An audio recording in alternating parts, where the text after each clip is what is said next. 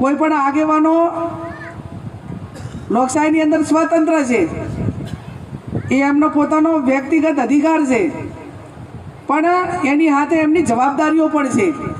અને જવાબદારીઓ એ બાબતની છે કે મને 28 વર્ષ રાજકારણમાંથી આ પોપટજીએ વાત કરી, અને હું ભારતીય જનતા પાર્ટી હોય કે સરકાર હોય કે CBI હોય કે ED હોય કે પોલીસ હોય કે તમામ એજન્સીઓ કે મોટા મોટા આગેવાનો દબાવવાનો પ્રયત્ન કરે કે બધાને હોય મારી એક કાયમી વાત રહી છે કે તમે જ્ઞાનીબેન ઠાકોરને આ તમે ગમે એટલી એજન્સીઓ લગાવો, ગમે એટલું તમે જુલમ કરો, તમે ગમે એટલા કેસ કરો, પણ તમે જ્ઞાનીબેન ઠાકોરને નહીં દબાવી શકો. એનું કારણ કે હું 7, 12, 17 ને 22 આ 4 તો હું ઉપરા ઉપરી વિધાનસભાની ચૂંટણી લડી.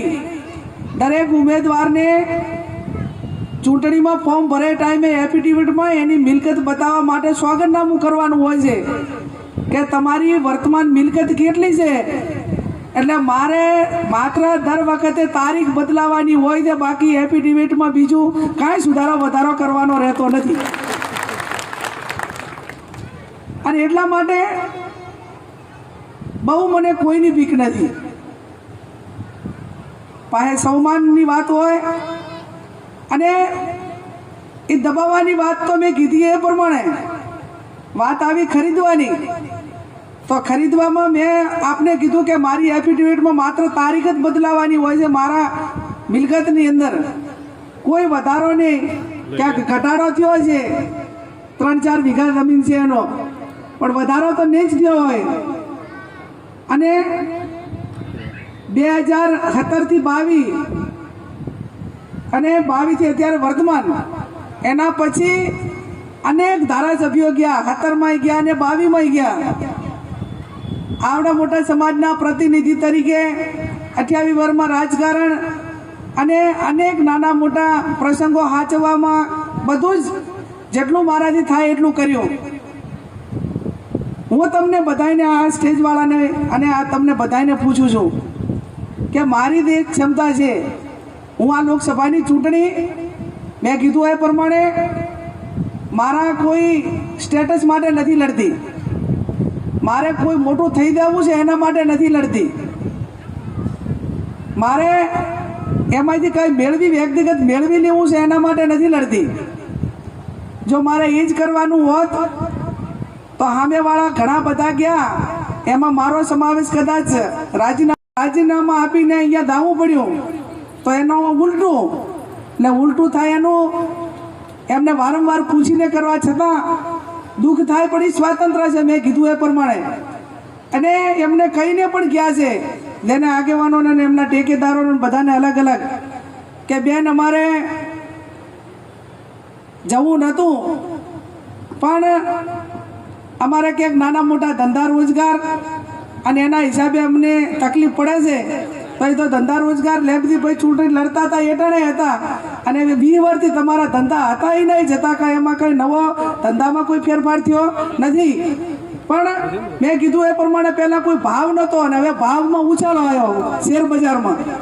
આપણે બધું કહીએ ને કે ઓલા રહીના ભાવ રાતે, એટલે આ કે ક્યારેક ઓલા શેર બજારની અંદર અચાનક ઉછાળો આવે.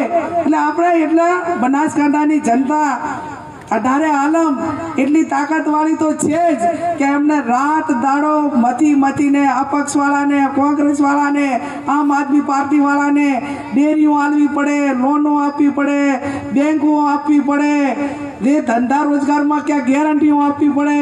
અત્યારે તો આપણે કહેવાય ને કે લંકે હોનું છે 8મી તારીખ સુધી. જે કોઈ આવો તમે જે કોઈ એમ પણ પૈસા અમારી આબરૂ બચાવો. આટલી અડખમ મચી ગયું છે કે જેનું કોઈ નામ લેવા તૈયાર નહોતું.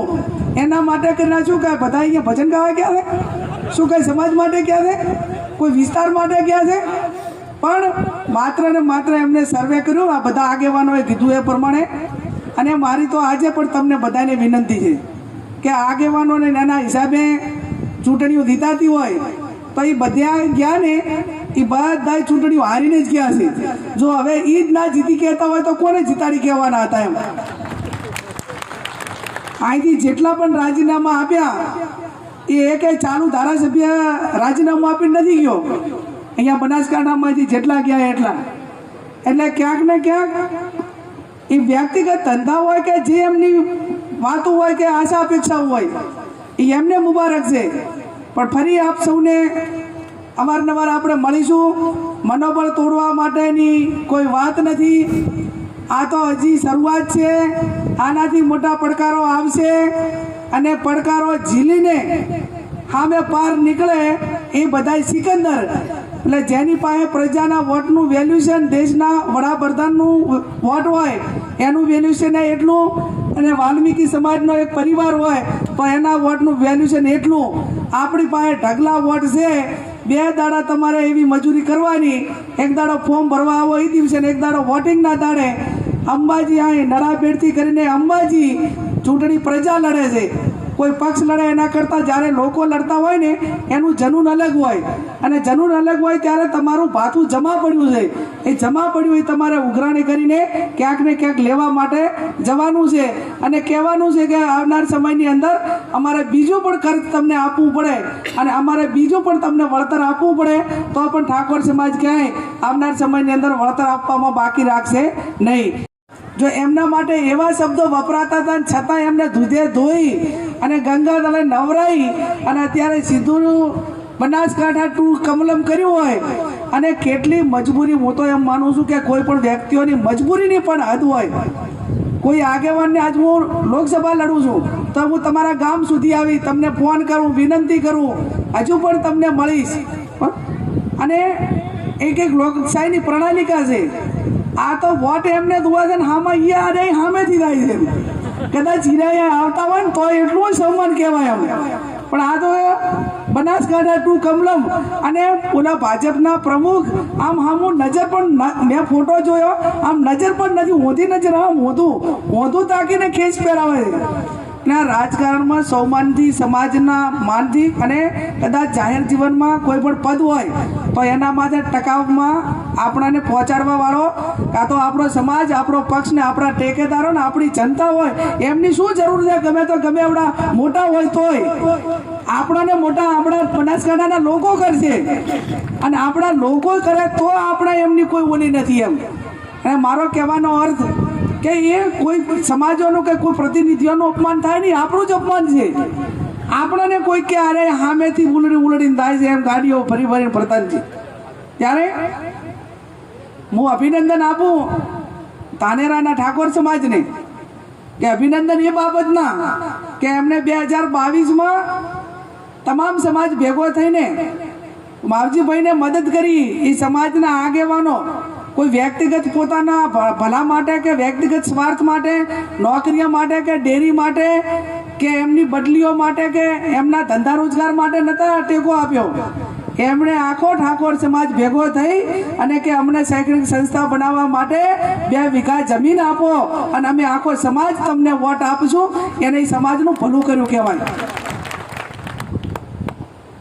નહીતર તો એટલી મોટી એવી કિંમતી જમીન એ બીજા આગેવાનો તો એમ માને કે ભાઈ હવે સમાજનું જે થવું હોય થાય, અમારું શું? ત્યારે કોઈ સમાજ માટે થાય થોડું મોટું જૂઠું બોલે છે કે મારી બધી મર્યાદાઓ છે. હવે ઉમેદવાર તરીકે ડૉક્ટર સાહેબ હમણાં વાત કરી કે હવારમાં ધાનેરામાં કે બધા એવા મેસેજ ચાલે છે કે ગેનીબેન અને ગુજરાત વિધાનસભાના અધ્યક્ષ એક ગાડીમાં દિયોદરથી કરી અને ડીસા સુધી થતા હતા. હવે આનાથી મોટો બમ ગોળો જૂઠો ચેવડો હોય. આને જૂઠું બોલાય તો આને પ્રવાહીમાં કરો ને તો બનાસ નદીમાં પૂર આવે. આનું જો જૂઠનું પ્રવાહી થતું હોય તો બનાસ નદીમાં 100% પૂર આવે. ભાવ પૂછતું નથી. અને જેવી હું મેદાનમાં જઈશ એ ટાઈમે આ બધી સ્થિતિનું નિર્માણ થવાનું છે મને ખબર હતી. અને અત્યારે સીધું બનાસકાંઠા ટુ કમલમ કર્યું હોય અને કેટલી મજબૂરી, હું તો એમ માનું છું કે કોઈ પણ વ્યક્તિઓની મજબૂરીની પણ હદ હોય. કોઈ આગેવાનને આજ હું લોકસભા લડું છું તો હું તમારા ગામ સુધી આવી તમને ફોન કરું, વિનંતી કરું, હજુ પણ તમને મળીશ. અને એક લોકશાહીની પ્રણાલિકા છે. આ તો વોટ એમને દુવા છે ને હામાં અહીંયા અરે સામેથી થાય છે. કદાચ હીરાયા આવતા હોય ને તો એટલું સન્માન કહેવાય એમ. પણ આ તો બનાસકાંઠા ટુ કમલમ અને ઓલા ભાજપના પ્રમુખ આમ હામું નજર પણ મેં ફોટો જોયો, આમ નજર પણ નથી, ઓધી નજર આમ હોતું તાકીને ખેસ પહેરાવે છે. અને આ રાજકારણમાં સૌમાનથી, સમાજના માનથી અને કદાચ જાહેર જીવનમાં કોઈ પણ પદ હોય તો એના માટે ટકાવમાં આપણાને પહોંચાડવા વાળો કાં તો આપણો સમાજ, આપણો પક્ષ ને આપણા ટેકેદારો ને આપણી જનતા હોય એમની શું જરૂર છે? ગમે તો ગમે આપણા મોટા હોય તોય આપણાને મોટા આપણા બનાસકાંઠાના લોકો કરશે અને આપણા લોકો કરે તો આપણે એમની કોઈ ઓલી નથી એમ. અને મારો કહેવાનો અર્થ કે એ કોઈ સમાજોનું કે કોઈ પ્રતિનિધિઓનું અપમાન થાય નહીં, આપણું જ અપમાન છે. આપણને કોઈ કે અરે સામેથી ઉલડીને થાય છે એમ ગાડીઓ ફરી ફરીને ફરતા છે.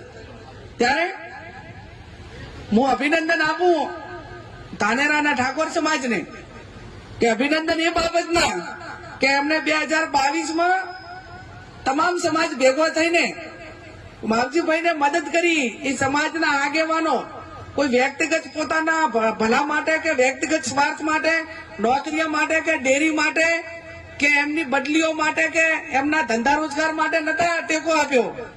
એમણે આખો ઠાકોર સમાજ ભેગો થઈ અને કે અમને શૈક્ષણિક સંસ્થા બનાવવા માટે 2 વીઘા જમીન આપો અને અમે આખો સમાજ તમને વોટ આપીશું. એને સમાજનું ભલું કર્યું કહેવાય. નહીતર તો એટલી મોટી એવી કિંમતી જમીન એ બીજા આગેવાનો તો એમ માને કે ભાઈ હવે સમાજનું જે થવું હોય તે અમારું શું. ત્યારે કોઈ સમાજ માટે થાય, કોઈ પોલિસીને આધીન થાય, કોઈ રાજકીય અન્યાય થાય. હવે કદાચ એમને રાજકીય અન્યાય કર્યો હોય તો એ કોંગ્રેસ પાર્ટી કે સમાજે કમી નથી કર્યો. એમને કોઈ અન્યાય થયો હોય તો સામેવાળી કર્યો છે. એ ગયા તો એમના વ્યક્તિગત સ્વાર્થ માટે ગયા છે અને કદાચ ભોગવ્યું તો એમના માટે સમાજે ભોગવ્યું છે. આજે અપક્ષમાં તમે બધા રહો તો સ્વાભાવિક છે, ભાજપમાં હોય કે કોંગ્રેસમાં હોય, જે વિચારધારા સાથે સંકળાયેલા હોય. અહીંયા આજમલદીન નિવાન તો બધાને સસ્પેન્ડ કર્યા હતા અને કાયમી એમ કે ભાઈ તમે અમને મદદ નથી કરી. આવું જે તે પ્રજાના પ્રતિનિધિઓ જેના માટે જાય એના માટેની જવાબદારી હોય છે. એટલે આપ સૌને મારી 2 હાથ જોડીને વિનંતી છે કે કદાચ આપણા આગેવાનો એ મને ટિકિટ મળે એ પહેલા ગયા હોત તો એનો અફસોસ ના હોત, ચૂંટણી પતી ગઈ અને તરત ગયા હોત એનો અફસોસ ના હોત. પણ મને એક બાબતનું દુઃખ પીનાબેન 100% થાય છે મારા દિલમાં. અને દિલમાં દુઃખ એ થાય છે કે લોકસભાના પરિણામનું જે થવું હોય થાય એ બનાસકાંઠાના 21 લાખ મતદારોને નક્કી કરવાનું છે. પણ મારા દિલમાં એટલું દુઃખ 100% થાય છે કે એક સમગ્ર બનાસકાંઠાની દીકરી તરીકે, એક ઠાકોર સમાજની દીકરી તરીકે એ સમાજને ભેગો બેહાડીને, કોંબા કરીને, 5 ભાઈઓને ભેગા બેહાડીને એ સારા માટા પ્રસંગમાં ભેગા બેહે ને એવી દીકરીની કુંવાસીની આશા હોય. એ સમાજ જુદો પડે ને એ કદી દીકરીને કે કુંવાસીને ક્યારે મંજૂર ના હોય. આજ મારા નામે કે સમાજમાં નાના મોટું મન દુઃખ થાય ને તો જિંદગી ભર મને એનો અફસોસ રહે. ત્યારે હું આ મીડિયાના માધ્યમથી સમગ્ર સમાજને અને ડીસા કે સમગ્ર જિલ્લાના લોકોને, તમામ લાગણી વાળા આગેવાનોને મારી 2 હાથ જોડીને વિનંતી કરું છું કે ચૂંટણી કાલે જતી રહેશે. તમે આ ચૂંટણીનો જવાબ દાવા વાળાને 5 પછી તમામ સમાજો પાસે વિનંતી કરજો, ખોળો પાથરજો, ફાળીઓ ઉતારજો અને એનો જવાબ એ મતદાનના રૂપમાં માંગજો. એમની સામે કોઈ જીભાજોડી કે એમના માટે કોઈ ટાઈટ થાય એવું વાતાવરણ કે એમની સાથે કોઈ એવો વ્યવહાર ના કરજો કે જેથી કરીને લાંબા સમય માટે સમાજને કે આગળવાળાને એકબીજાના મન ઊંચા થાય એવું કામ ક્યારે પણ ના કરતા એવી હું તમને 2 હાથ જોડીને વિનંતી કરું. Hey there. Subscribe to my channel. And also press this bell icon.